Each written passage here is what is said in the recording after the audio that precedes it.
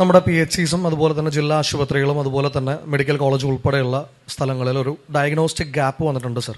അതായത് ഒരു pregnant ലേഡിക്ക് minimum ഒരു നോർമൽ പ്രഗ്നൻസി ആണെങ്കിൽ തന്നെ 4ഓളം സ്കാൻ എടുക്കേണ്ട അവസ്ഥയാണ്. ആ 4 സ്കാനും എടുക്കാനുള്ള നമ്മുടെ ഇപ്പം ഫോർ എക്സാമ്പിൾ ഒരു ജില്ലാ ആശുപത്രിയിൽ റേഡിയോളജിസ്റ്റ് അവിടെ പ്രോപ്പറായിട്ട് ചിലപ്പോൾ ഉണ്ടാവില്ല. അപ്പം മെഷീനറി ഉള്ള സ്ഥലങ്ങളിൽ ഉൾപ്പെടെ ഈ സ്കാൻ പുറത്താണ് ചെയ്യുന്നത്. ഉള്ളിലുള്ള സ്കാനിന് 300 രൂപയാണ് ചാർജ്, പുറമേയുള്ള സ്കാനിന് 900 രൂപയാണ് ചാർജ്. 4 സ്കാൻ എടുക്കുമ്പോൾ ഒരു പ്രഗ്നൻ്റ് ആയിട്ടുള്ള ഒരു നോർമൽ കോമൺ ലേഡിക്കുള്ള എമൗണ്ട് വളരെ കൂടുതലാണ് സർ.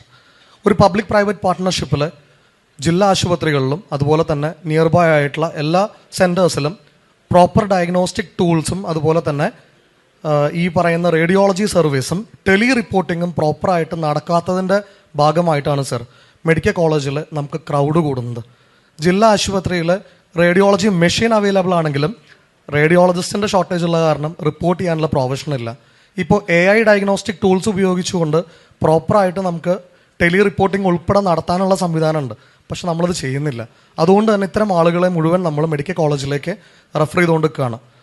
അവിടുത്തെ ഗ്യാപ്പ് വളരെ കൂടുതലാണ് സർ. അപ്പം ഈ ഒരു റേഡിയോളജി ഗ്യാപ്പും അതുപോലെ തന്നെ പ്രോപ്പർ സ്പെഷ്യലിസ്റ്റ് ഗ്യാപ്പും നമുക്ക് ഈ ഹെൽത്ത് സെക്ടറിൽ തടഞ്ഞു കഴിഞ്ഞാൽ, അതുപോലെ തന്നെ നിലവിലുള്ള എക്യുപ്മെൻറ്റ്സ് പ്രോപ്പറായിട്ട് ഫങ്ഷൻ ചെയ്യാവുന്ന തരത്തിലുള്ള രീതിയിലാക്കി കഴിഞ്ഞു കഴിഞ്ഞാൽ അത് വലിയ ഹെൽപ്ഫുൾ ആയിരിക്കും സർ. Thank you. അത് നമ്മുടെ ഹെൽത്ത് പോളിസിയിൽ ആ പറഞ്ഞ കാര്യങ്ങളെല്ലാം ഉണ്ട്. ഞാനത് നമ്മൾ ഈ പൊതുവായി വരുന്ന ഡിമാൻഡുകൾ പരിശോധിച്ചിട്ടാണ്. പ്രഗ്നൻ്റായ ഒരു സ്ത്രീക്ക് 4 ടെസ്റ്റ് നടത്തുമ്പോൾ എത്ര രൂപയാവും? ഇന്ത്യയിൽ ഏറ്റവും കൂടുതൽ ഔട്ട് ഓഫ് പോക്കറ്റ് എക്സ്പെൻസ് ഉള്ള സ്റ്റേറ്റ് കേരള. ചികിത്സാ ചെലവ് ഞങ്ങളുടെ ഹെൽത്ത് പോളിസിയിൽ ഞങ്ങൾ പറയുന്നത് ഫസ്റ്റ് ഫേസിൽ ഞങ്ങൾ ആ ചികിത്സാ ചെലവ് ഔട്ട് ഓഫ് പോക്കറ്റ് എക്സ്പെൻസ് 50% കുറയ്ക്കുമെന്നാണ്. അതിൻ്റെ സെക്കൻഡ് സ്റ്റേജിൽ അത് 1/3 കുറയ്ക്കുമെന്നാണ്. അത് നമ്മുടെ ഒരു ടാർഗറ്റാണ്. അതിൽ ഒരുപാട് പ്രോഗ്രാംസ് ഉണ്ട്. ഭയങ്കര ഇൻഷുറൻസ് മാത്രം വെച്ചല്ല, അല്ലാതെയുള്ള CSRും പരിപാടി വെച്ചിട്ട് ഇന്ന് ഞങ്ങൾ ജനപ്രതിനിധികൾ നേരിടുന്ന ഏറ്റവും വലിയ പ്രശ്നം അതാണ്. ഞാനൊക്കെ എല്ലാ ആശുപത്രിയിലും എത്ര ലക്ഷം രൂപ കൊടുക്കാണ്ടെന്നറിയോ? കാരണം ബോഡി കൊണ്ടുപോകുമ്പോൾ എഴുതി കൊടുക്കണം. ചിലപ്പോൾ അവർ കൊണ്ടേ കൊടുക്കും, ചിലപ്പോൾ അവർക്ക് കൊടുക്കാൻ പറ്റില്ല. അപ്പോൾ ചികിത്സാ ചെലവ് കുറച്ച് കൊണ്ടുവരിക. ഒരു അപകടവും കൂടെ ഉണ്ട്. കേരളത്തെ പ്രൈവറ്റ് ഹോസ്പിറ്റൽ മുഴുവൻ വലിയ കോർപ്പറേറ്റുകൾ ടേക്ക് ഓവർ ചെയ്തു. ബ്ലാക്ക് സ്റ്റോൺ പോലുള്ള കമ്പനികൾ. നമുക്കറിയാം, ഒരു ബെഡിന് 2.5 കോടി രൂപയ്ക്കൊക്കെ എടുത്തിരിക്കുന്നത്. ഒരു ബെഡിന് 2.5 കോടി രൂപ വില വെച്ചെടുത്തിരിക്കുന്നത്.